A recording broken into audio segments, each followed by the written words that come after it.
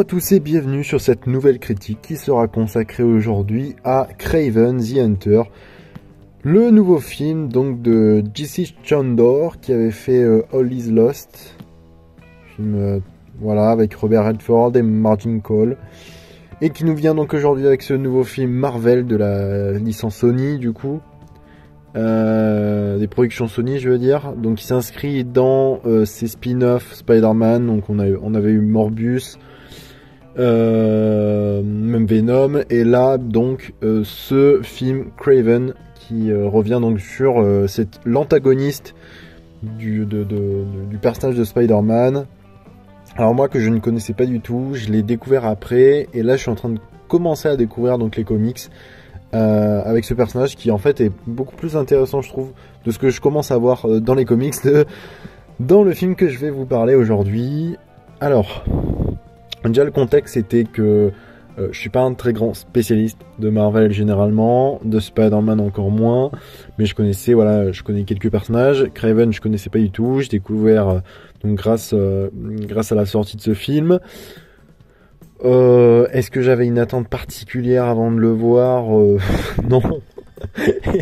Et je sentais que j'allais passer un mauvais moment.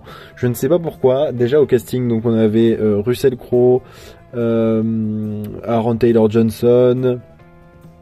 Il y avait aussi à noter un des acteurs qu'on retrouve c'est Fred Etchinger qui joue en fait un des deux empereurs dans le film Gladiator 2, donc ayant vu Gladiator 2 récemment, ça faisait très drôle. Il y a Ariana DeBose qui joue le personnage de Calypso. Voilà, il y a Christopher Abbott aussi qui va jouer le rôle du personnage dit de l'étranger, et Alessandro Nivola dit le Rhino. Alors, on va rentrer tout de suite dans le vif du sujet, parce que voilà, ça c'était le contexte global que je voulais dire, parce que j'ai pas une grosse connaissance, mais ça ne m'empêche pas de pouvoir critiquer au mieux ce que peut faire Marvel par certains points. Et là on sent que vraiment on est sur un film assez décevant quoi. Donc voilà, c'est pas foufou. C'est pas le plus grand film que vous allez voir. Moi je suis resté sur ma faim. C'est un très mauvais film. Beaucoup de défauts, les acteurs savent pas ce qu'ils font dedans. Je crois que même que je peux les plaindre ou pitié. Alors Russell Crowe maintenant joue toujours les mêmes rôles. C'est pas un acteur que je déteste, hein, mais il avait joué le Pape du Vatican, il avait un accent italien. Il avait joué aussi dans La Momie où c'était un méchant, il avait un accent russe. Là il nous revient encore avec l'accent russe. Donc Russell Crowe maintenant est un acteur à accent. Voilà, il va nous faire que des personnages à accent. Et donc on sent que même lui là il est dans son rôle, mais c'est un peu un film pour vivre ou pour survivre pour lui. Aaron Taylor Johnson, j'ai de la pitié aussi, c'est que je me dis ok, on sent qu'il se demande ce qu'il fait là. Je pense qu'il donne ce qu'il a, et que finalement on n'est pas le plus mauvais des acteurs du film, des personnages, parce que vraiment le reste du casting c'est waouh. Après il y a certains persos voilà qui peuvent être très peu exploités ou moins exploités, mais ça je vais revenir en détail. Donc on commence tout de suite par de quoi parle ce film, parce que je vous ai fait un petit truc, mais donc on va suivre le personnage de Sergei Kravinov, alias donc Kraven le chasseur, qui va donc vouloir comment on peut résumer ça, qui va vouloir c'est même pas une vengeance, c'est ça qui est fou. C'est qu'en gros on va commencer dans le film, on va commencer dans un goulag ce qui ressemble à la Sibérie, mais en gros ça se passe en Russie, qui va tuer un caïd d'une prison.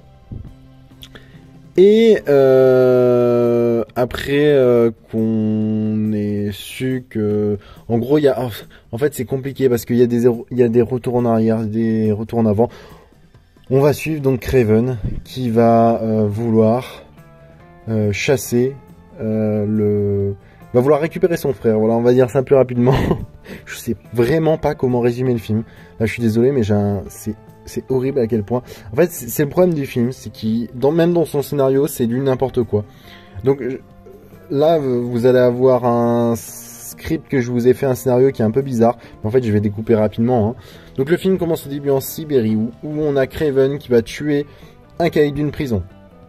Par la suite, on a un retour 16 ans en arrière sur l'enfance et donc l'origin story de Kraven, comment il devient comme ça. Donc on le voit durant un safari avec son père et son frère qui vont chasser des bêtes, et Kraven va se faire attaquer par un lion. Il est sur le point de mourir, il est à l'orée de la mort, il est même mort, mais une jeune fille donc jouée par qui est le personnage de Calypso, qui n'est pas encore joué par l'actrice que j'ai évoquée tout à l'heure, va le sauver avec une sorte de potion d'élixir magique. Et Kraven va devenir Kraven le chasseur, qui va vouloir donc, qui est un peu en conflit avec son père, parce que son père dans le film est montré comme un connard, va abandonner donc son frère, va vivre seul. On le retrouve 16 ans plus tard, donc dans le présent.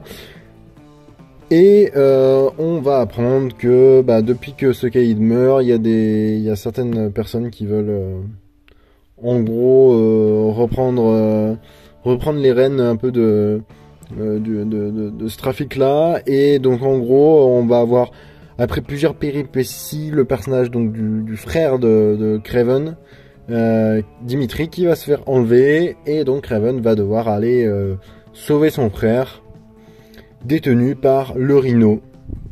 Voilà, c'était rapide pour faire un truc, mais même moi je suis un peu perdu dans le film. Le film n'est pas logique, le film c'est n'importe quoi, alors en fait on sent que ce qui est bien, c'est que d'habitude voilà, les origin stories ils en font pas non plus trop, mais en gros la partie quand il est jeune ça sert à rien, parce que vraiment c'est lent, on n'y apprend rien. La partie aussi en Russie, c'est court, c'est rapide. Il y a rien qui nous permet vraiment d'introduire le personnage et de comprendre les enjeux qui se déroulent devant nous. Le film est lent et ne commence à démarrer, mais vraiment très très tard. Donc pendant une grande période du film, on n'a rien du tout qui se passe. Aaron Taylor Johnson, il se demande ce qu'il fait aussi dans ce film-là. Et donc le scénario, il est un peu ballant, quoi. On sait pas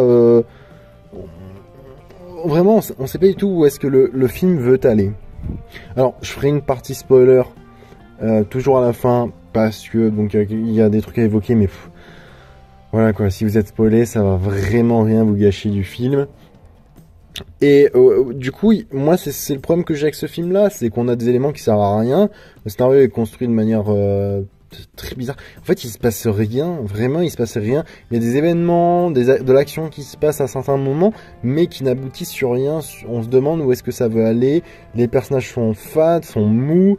Les méchants du film, parce que c'est ça le problème aussi, c'est qu'on est normalement sur un vilain. Alors c'est normal, il est placé comme le personnage principal du film, et donc entre guillemets du héros. Mais là, c'est complètement un héros. C'est-à-dire qu'il n'a pas de. Ce qui aurait été intéressant, c'est de voir un cheminement qui est au moins à la fin, à la dernière scène du film, on comprenne ce qui peut l'amener dans le futur, peut-être à pouvoir être l'ennemi d'un Spider-Man, parce qu'on le montre comme un chasseur, mais on se demande réellement quelles sont ses intentions, ce qu'il veut faire. Non, on le montre comme un mec qui protège la nature, qui protège les animaux. Donc c'est pas du tout un vilain, il se présente pas du tout comme un vilain, et comme je vous dis, c'est pas du tout antinomique, hein. On peut inscrire un vilain dans un film dont l'histoire et dont les éléments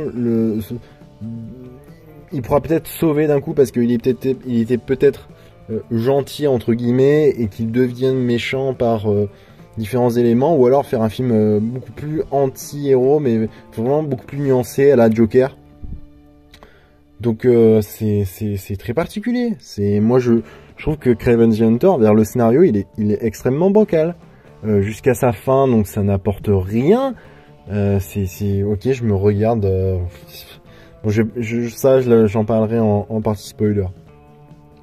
Donc un scénario très bancal et qui moi n'apporte rien au film. Donc on va passer directement à l'analyse technique. L'analyse technique. Que dire de ce film-là? C'est moche, c'est pas beau, ça ressemble à n'importe quel film d'action, n'importe quel Marvel. Alors pas n'importe quel Marvel, parce que il y a certains Marvel qui sont pas mal. Je veux dire, ça ressemble à quelque chose de générique. On a des plans, on a beaucoup de cuts, des plans qui sont dégueulasses, on voit rien, trop de l'action où ça se passe dans la pénombre aussi, donc on n'a pas de... Il y a certains trucs qui sont assez sympas, un travail, par exemple sur les yeux. Le personnage va avoir de temps en temps des yeux qui vont donc s'éclaircir comme la pupille et l'iris d'un lion. Et ça c'était assez sympa, mais bon, il n'y a pas assez d'exploitation sur ça. Finalement, en fait, le film shoot, voilà, de manière assez simple le personnage. On dirait réellement un film d'action. Et le film est très terne, très sombre, très gris. On n'a pas une image qui est pétante et c'est... Alors peut-être que l'univers de Craven, que je connais pas assez, mais veut que le film soit comme ça, mais vraiment on n'a rien qui nous permet de faire ressortir le personnage. Tous les personnages ne sont pas iconisés, même au niveau de leurs vêtements, de la manière dont va filmer chaque personnage. Peut-être Aaron Taylor Johnson est peut-être le plus... et un truc un petit peu au-dessus des autres, mais bon, voilà, on a une mise en scène, des plans et des mouvements de caméra qui sont assez de manière compulsive, je trouve, très rapide. Voilà, presque du Taken 3 sans exagérer, mais vraiment il y a des éléments où on se dit réellement que qu'on a une mise en scène très classique venant d'un réalisateur comme DC Chanders qui avait fait des films beaucoup plus travaillés, alors qui étaient du classique dans sa manière de filmer, mais qui apportait réellement quelque chose au film et qui nous donnait... Surtout que là, vraiment, on a un personnage comme Craven, on est sur du Marvel, il faut que des personnages soient iconiques, même des films très mauvais, comme Morbius, là je pense à celui-là, ou Venom 2 par exemple, c'est des films où alors c'est pas du tout le même style, mais on a vraiment un ancrage. Alors il y a une scène, sans spoiler, qui ressemble à Rambo, et même dans la couleur, dans l'image. Et ça c'est assez particulier parce que alors des couleurs assez sombres, ça peut aussi montrer comment dire, la noirceur de certains personnages, mais en fait il y a une scène, c'est complètement du Rambo. Même au niveau des couleurs, la manière de travailler certains angles, par exemple un personnage qui va être adossé à un arbre, ou un personnage qui va marcher, il va se prendre dans un piège, la caméra va tourner sur le visage, voir le piège, puis retour sur le visage.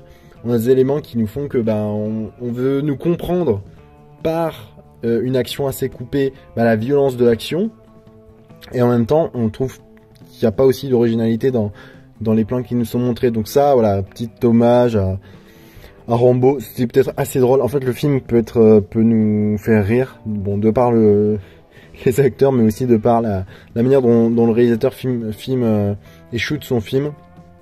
En termes d'effets spéciaux, alors il y a des trucs qui sont très... les animaux, il y a des buffles, des sortes de buffles. C'est moche. C'est réellement moche. J'ai jamais vu ça depuis quelques temps. Mais vraiment, le film est moche. Voilà, on a des mouvements de caméra, on va avoir des buffles qui vont arriver, des buffles en CGI.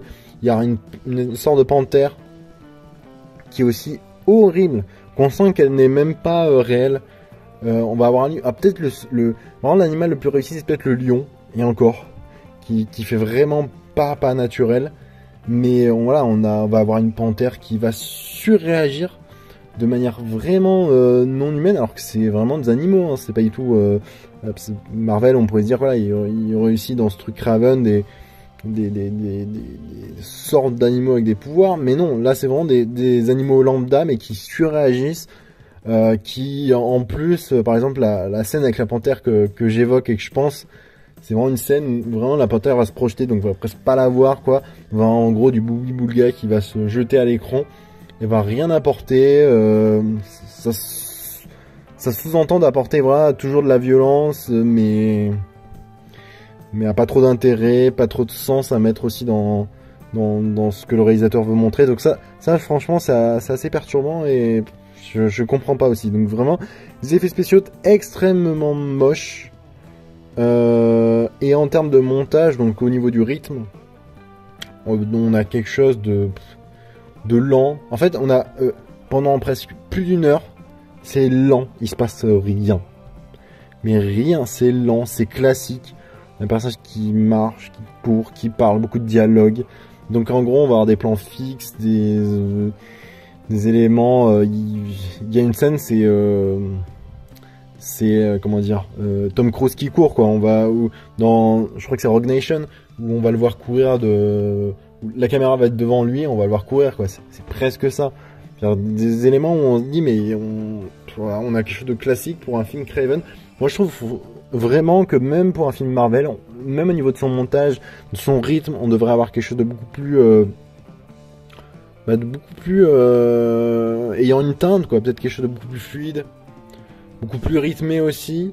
Alors que là c'est pas du tout rythmé. On a un film qui est très très lent pendant plus d'une heure, alors que le film dure un peu plus de 2 heures, mais pendant plus d'une heure, le film est très lent, d'un coup rapide, d'un coup très très lent, d'un coup très rapide, d'un coup très très lent, et la fin, la fin est pas assez rythmée, et comment dire, n'est pas rythmée naturellement pour avoir une ouverture et une fin parfaite. Voilà, on se dit à la fin, on pourra encore avoir une scène que ça nous étonnerait pas. Donc là, au niveau même du montage, quelque chose de très particulier.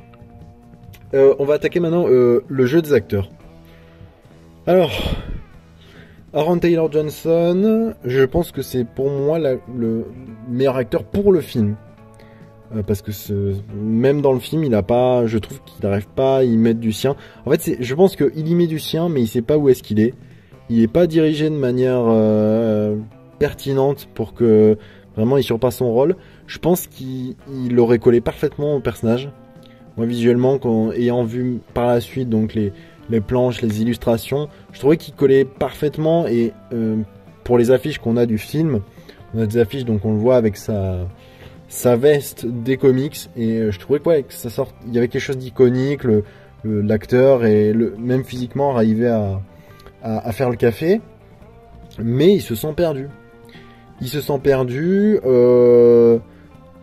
On se demande... on demande ce qu'il fait ici, et son personnage est pas exploité.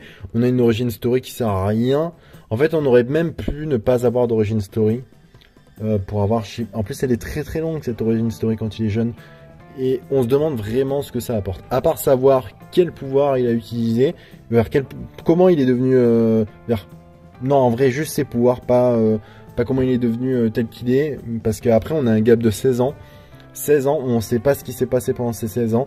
Peut-être il aurait été intéressant de le voir grandir. Alors rapidement, en rythmement, par quelque chose de beaucoup plus rapide. Enlever toute cette partie enfance, mais la raccourcir, et nous montrer juste le moment, paf, où il a ses pouvoirs. C'est en gros Spider-Man Sam Raimi, quoi. On veut voir la scène où il se fait piquer par l'araignée, morsure d'araignée, et voilà. On veut un truc rapide qui nous fasse comprendre rapidement, ok, Kraven c'est lui. Même ses motivations, nous là, à la différence d'un film de super-héros, on sait que c'est un vilain. Moi je veux voir son évolution, je veux comprendre ce qui va faire en sorte qu'il soit l'un des plus grands vilains, surtout de Spider-Man, parce que donc là il va affronter en fait d'autres vilains. C'est un vilain qui va affronter d'autres vilains, sauf qu'on va le montrer comme un mec super gentil. Donc à côté c'est le héros du film qui affronte d'autres vilains de Spider-Man.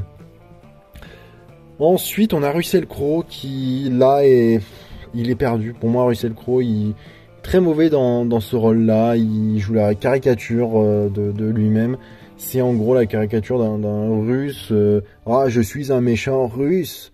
Donc en fait, vraiment son personnage a pas de peps, mais chercher de tenant, quoi. Il y a rien. En plus, ayant vu plusieurs films où des fois ça pouvait me faire marrer, moi le pape du Vatican, c'est un film fun. C'est pas un grand film, mais c'est un film fun. Et je trouvais que l'idée, de le voir un peu parler même avec accent italien, ça pouvait être sympa. Mais là en gros, c'est juste, je suis un méchant, je suis le père connard, c'est pas du tout... il n'y a pas quelque chose de nuancé, de travaillé au niveau de son personnage. Son frère, donc, le fils de Russell Crowe, le personnage du fils de Russell Crowe, et le frère donc de Kraven, Dimitri. C'est un personnage qui aussi n'apporte rien. Moi, je le trouve fade. Alors, peut-être que c'est lui qui a la meilleure évolution dans le film. J'évoquerai en partie spoiler pourquoi.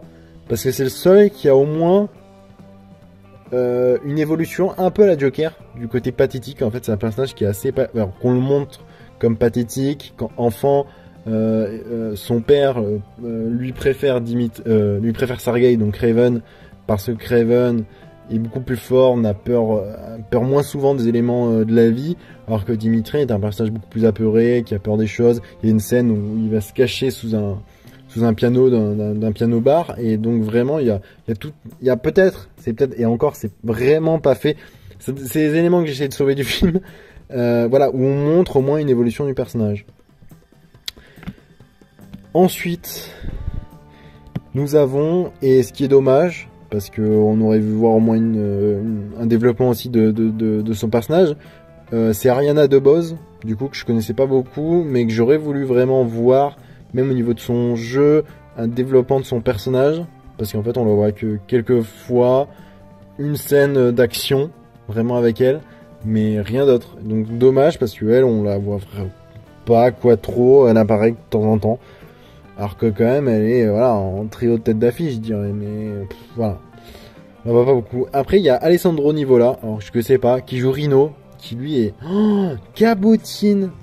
Mais c'est un enfer, on dirait vraiment un vilain des films des années 60, quoi. Vous savez, la vieille série Batman, c'est horrible, on dirait ça. Une série ou un film de cette époque-là, tu peux comprendre. Il y avait une envie, voilà, de se démarquer, c'était très théâtral, de vraiment montrer, je suis un méchant. On comprend. Là, on comprend même le fait de se dire, ah, c'est de cette époque-là, il fallait bien montrer et démarquer les choses par un aspect visuel, même s'il y avait des choses nuancées à l'époque qui arrivaient à faire quelque chose de très bien, mais ça pouvait se comprendre.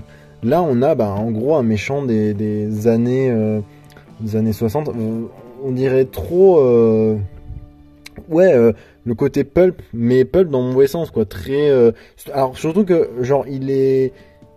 Voilà, ils ont pas de costume iconique ou de choses comme ça, parce que si le film était dans... En fait, c'est pour ça que je vous dis, la colorimétrie est très grise.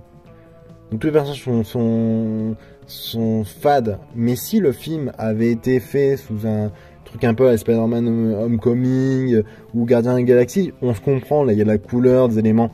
Mais là du coup, non, ça sert à rien. Alors que... Et son effet spécial de Rhino est immonde aussi. Jamais vu ça. Et là, donc, je joue aussi un méchant. Je suis un méchant. Je suis le méchant numéro 2, après le père. Donc, terrible. Christopher Abbott, qui est aussi un acteur, donc là, qui joue le personnage de l'étranger, qui a un super pouvoir, mais qui est pas du tout exploité dans le film aussi. Voilà. Qui est pas mauvais, mais qui est pas du tout exploité dans le film. En fait, on dirait vraiment... En fait, c'est ça qui est bizarre, c'est que le film est lent et long, mais il y a plein de trucs qui auraient pu exploiter, où on se dit, ah putain, mais... le personnage n'est pas développé sur ces points-là. Pourquoi? Voilà, je place juste cela ici. Donc, on a parlé du scénario, de l'analyse technique, des jeux d'acteurs. Maintenant, parlons de... peut-être revenir un tout petit point sur les thématiques du film. Le film, je ne sais vraiment pas ce qu'il souhaite raconter. Alors bien sûr, il y a ce côté de transmission entre le père, le fait de ne pas reproduire les erreurs du passé, aussi un message écologique ou défense des animaux de certains points, mais qui est peut-être très mal exploité. Donc voilà. En termes de thématique et de message, c'est pas foufou et c'est pas énorme, donc je vais passer rapidement, mais je voulais un peu évoquer cela avec vous. Au niveau de la musique et du son, inexistant. Moi, j'ai le problème de ces films-là. Je viens de passer plusieurs films ces jours-ci. Alors, à part War of the Rohirrim, donc le dernier film, le Seigneur des Anneaux, le film d'animation, où là, il y avait une bande-son excellente. Moi, j'ai adoré. La bande-son est magnifique, je l'ai réécouté. Mais j'ai vu Gladiator 2. Alors, Gladiator 2, à part un thème, et le thème de fin, vraiment qui sont iconiques, mais j'ai eu le même problème. C'est un film où le son, je l'ai presque pas entendu. Je l'entendais, mais il était trop en fond. Et là aussi, alors là, musique complètement inexistante. J'ai retenu aucun thème. Alors il y a de la réutilisation donc de sons, ce que j'appelle des films à playlist, c'est-à-dire qu'il y a pas des sons originaux, mais la bande son originale, c'est paumé. Au niveau d'effets spéciaux, on va dire d'effets sonores, on va chercher. Et le film est pas fou non plus. Il y a beaucoup de sons d'explosion. Voilà, ce que je dis, en fait, c'est tellement classique que, bon, ok, on se sent transporté, mais voilà. Mais en termes d'effets sonores, c'est pas un truc énorme. Je trouve pas aussi l'intérêt d'avoir par exemple, d'aller voir ça en salle, en salle avec toutes les, comment dire, en Dolby full, ce que vous voulez. Moi, ça, je verrais vraiment pas l'intérêt d'avoir un équipement de fou pour aller voir un film comme ça. Donc voilà. Maintenant, nous allons passer à la partie spoiler. Alors, à la fin du film, Craven tue son père. C'est un truc de fou. En fait, il va le tuer par le biais d'un ours qui va l'appeler. En gros, ils vont discuter à un camp. Son père est en train de camper en plein hiver dans une forêt. Et donc ils vont discuter. Et donc Craven va partir. Et son père va se faire buter. Voilà. Est-ce que ça apporte quelque chose? La fin est bouclée. On s'en fout complètement. Je vais vous dire, on s'en fout complètement. Donc il y a ces éléments-là. À la fin, on a le personnage donc de Dimitri. Que je disais, c'est peut-être le seul qui a une... On comprend un peu comment il allait devenir. En fait, pendant tout le film, on parle que c'est un caméléon. En fait, il arrive par sa voix à imiter d'autres personnes. En fait, il imite son père tout le temps. Et il arrive à l'imiter à la perfection. Et en fait, ça va devenir le personnage du caméléon de l'univers Spider-Man. Donc il y a une scène à la fin du film où il va transformer son visage dans le visage de son frère et reprendre son visage, sauf que il y a un temps d'attente où en fait il a un peu un casque, comme si elle faisait un visage gris comme un casque, genre où il n'y a aucune expression. Et en fait, quand on voit après les comics, je suis allé voir par la suite, c'est bien le personnage du caméléon. Donc ça, c'était peut-être le seul truc intéressant, mais en plus ça se veut comme une ouverture, alors qu'on sait que normalement, comme je crois que Sony va perdre les droits de Marvel, on comprend pas l'intérêt qui est qui est une ouverture, parce que du coup en fait tous les méchants, tous les spin-offs avec les méchants, Morbus, Kraven là devaient affronter Spider-Man. Normalement on va pas le voir le jour, donc ça va être aussi un projet sans fin. Il n'y a pas de scène post-crédit. Donc n'attendez pas jusqu'à la fin. Que dire? Donc en fait il y a plein de références à Spider-Man. Et on se demande pourquoi. Pourquoi autant de références C'est... Alors il y a un élément qui m'a fait penser... Le seul truc qui fait penser à Spider-Man, c'est qu'à un moment il y a une scène. Donc c'est le personnage de l'étranger. Il drogue... le personnage de Craven, et il va voir en fait des araignées tomber du ciel. Il est dans une forêt, et donc c'est peut-être le seul moment aussi où il y a un rapport à Spider-Man, mais c'est fait de manière grossière, on comprend pas. En termes de voilà, le truc aurait pu être plus intéressant. Bon, en gros, il est sous trip, sous acide, et il voit ça. Voilà, Rhino meurt de manière totalement nulle aussi, parce qu'en fait il a un défaut, c'est qu'il il se transforme en Rhino quand il n'a pas en fait sa poche qui permet de le nourrir, lui permettre de rester en forme humaine. Et on nous apprend qu'en fait il est devenu comme ça parce qu'il avait... c'était une expérience qu'il avait subie du docteur Miles Warren, qui est aussi un personnage de l'univers donc de Spider-Man. Voilà, il y a ça qui est évoqué. Et à la fin, la scène finale qui sert vraiment à rien. Donc juste après la mort de son père, je crois que oui, ou même juste après le caméléon, on va voir donc Craven qui va aller chez son père, parce que Dimitri, oui c'est ça, Dimitri lui dit que son père lui a laissé un cadeau. Il va à sa maison, dans sa maison, et il trouve donc la veste du personnage de Craven qu'on voit dans les comics. Il la porte sur lui, il s'assoit face à un miroir. Fin du film. Voilà. c'est pas fou. C'est pas fou. Voilà. La fin ne sert à rien, à part juste voir Aaron Taylor Johnson, les abdos, les pecs. Mais sinon, rien de plus. Rien de plus et je vois vraiment pas l'intérêt quoi de ça. Voilà. Et petite référence aussi, on a du Daily Bugle qui est donc ce journal qu'on voit dans les films Spider-Man, dans l'univers même Spider-Man. Voilà l'ensemble des choses donc que je pouvais spoiler. Je ne vous conseille pas d'aller voir Kraven the Hunter. Et sur ce, je vous dis à la prochaine. Allez voir des films. Ciao.